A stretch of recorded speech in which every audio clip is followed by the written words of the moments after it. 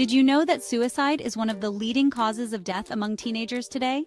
The relationship between a parent and a child is the most powerful one a person can have. And when that relationship is strained, it can have a serious impact on a teenager's mental health.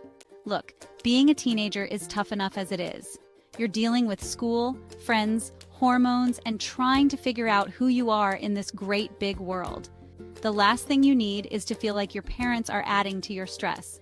But the reality is, many teenagers today are struggling in silence, carrying the weight of their parents' actions on their young shoulders. In this video, we're going to dive deep into 10 signs that your parents might be contributing to your depression. I know this is a tough topic, but we're going to tackle it head on. You deserve to understand what's going on and how to start feeling better.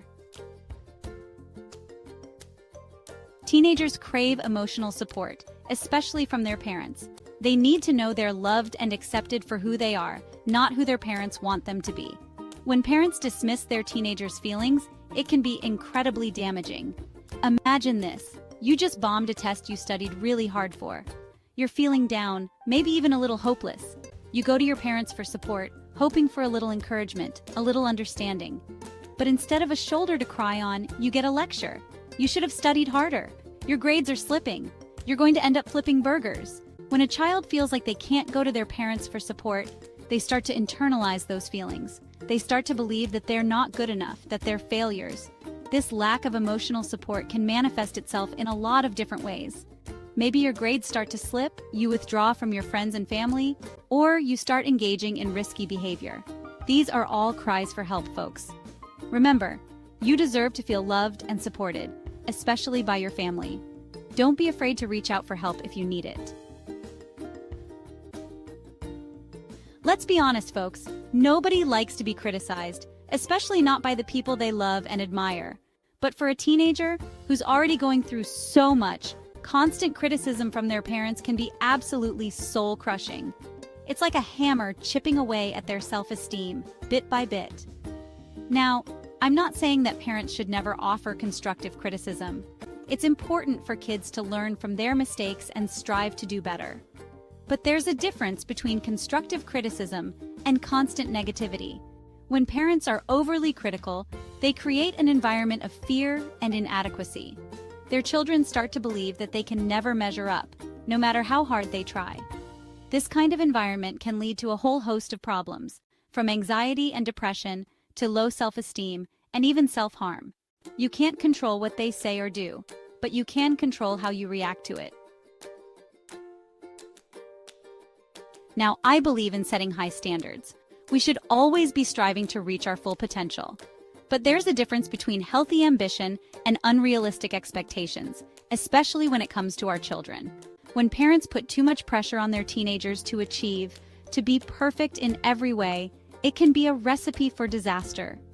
Let me tell you a story about a young man I met on my show a few years back. He was a straight-A student, a star athlete, the whole 9 yards. But underneath that seemingly perfect exterior, he was deeply unhappy. He was so terrified of disappointing his parents, of not living up to their sky-high expectations, that he was on the verge of a breakdown. This young man's story is, unfortunately, not unique. When parents set unrealistic expectations, they're essentially telling their children that they're not good enough as they are.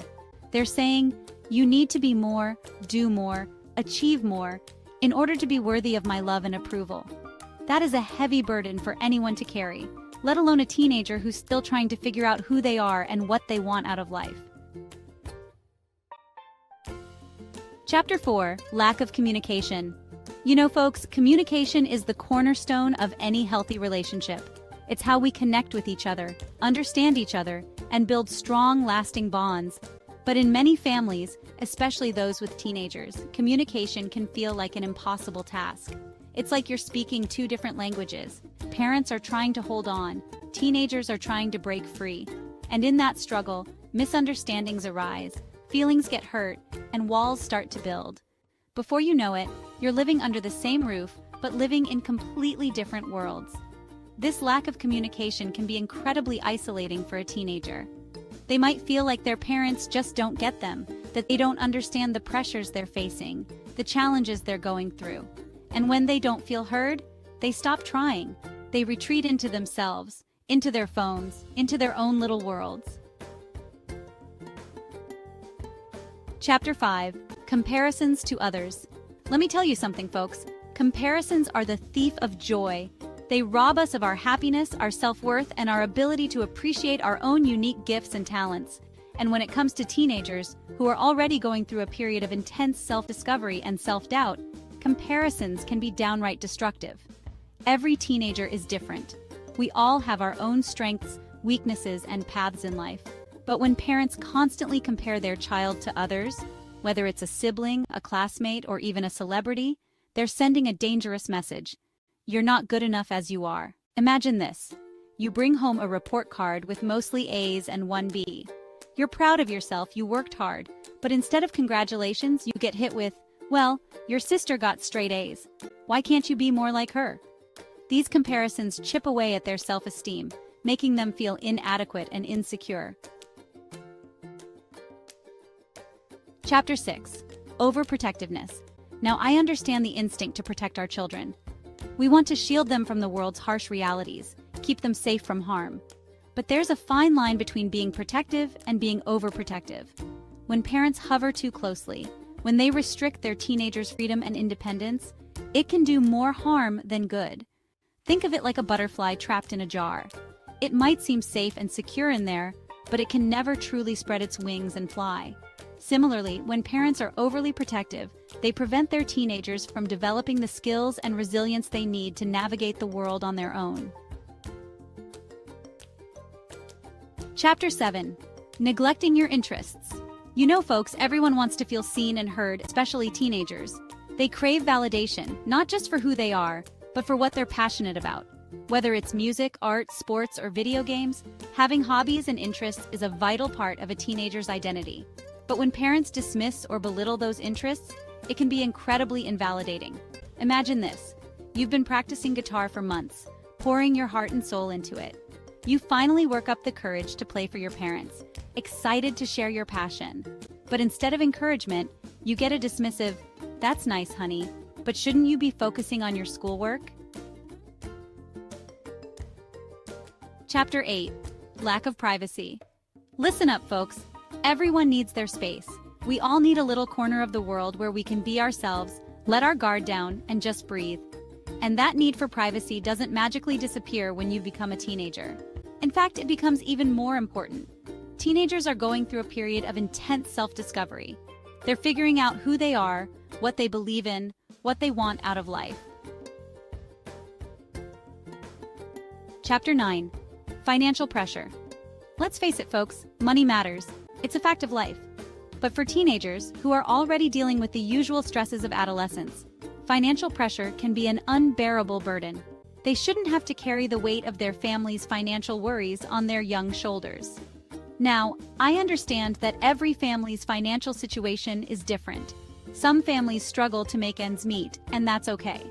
But when parents constantly burden their teenagers with financial worries, when they make them feel responsible for the family's financial well-being, it can create a tremendous amount of stress and anxiety. Imagine this. You overhear your parents arguing about money. You hear the worry in their voices, the fear in their tone. Then your mom sits you down and says, "We're really struggling. You're going to have to get a job to help out."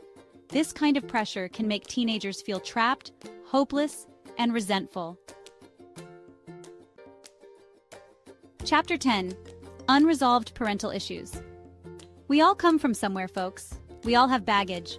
But sometimes that baggage spills over into our relationships with our children, even if we don't realize it. Unresolved parental issues, whether it's past trauma, relationship problems, or mental health struggles, can cast a long shadow over a family. Now, I'm not saying that parents with issues are bad parents. We're all human. We all make mistakes. But it's important to recognize how those unresolved issues can impact our children. When parents are emotionally unavailable, when they're constantly fighting, when they're struggling with their own demons, it creates an unstable and unpredictable environment for a teenager. Imagine this. You grow up in a household where your parents are constantly arguing. The tension is thick enough to cut with a knife. Look, I know we covered a lot of heavy stuff today, but the truth is, Families are complicated, relationships are messy, and sometimes those relationships can have a profound impact on our mental health. But here's the good news: it's never too late to try to make things better. Communication is key. Talk to your parents. Tell them how you feel.